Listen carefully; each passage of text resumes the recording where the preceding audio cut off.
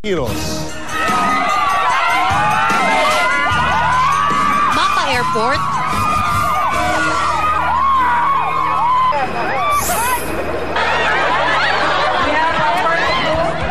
o Malacanang.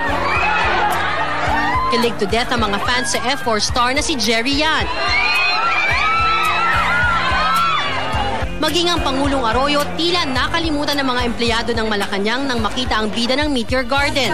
Halos maipit siya ng mga fans ni Jerry kaya inilabas na lang ng PSG mula sa ceremonial hall ng palasyo. Nagkagulo rin sa photo op.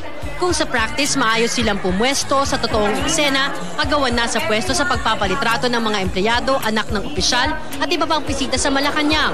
Pansamantala tuloy inilabas si Jerry hanggang bumalik sa kaayusan sa ceremonial hall. Bago humarap sa publiko si Jerry, nag-courtesy call muna kay Pangulong Arroyo at First Gentleman Mike. Ipinarating niya ang pasasalamat sa mainit na pagtanggap sa kanya ng mga Pinoy.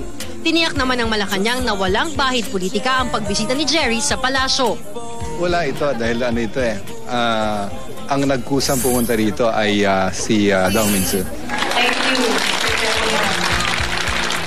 Ilang minuto ring nakasama ni Jerry ang 14 na kabataan mula sa Ricky Reyes Foundation. 6 sa kanila ay mula sa mga bahay ampunan habang ang 5 ay mga cancer patients mula sa PGH. Di naman nagpahuli ang mga residente at estudyante sa paligid ng Malacanang Complex. Nagunahan, nagsiksikan sa labas ng gate ng palasyo para lang masulyapan ang kanilang idolo. Dahil ang nagkusang pumunta rito ay si Dong Minsu.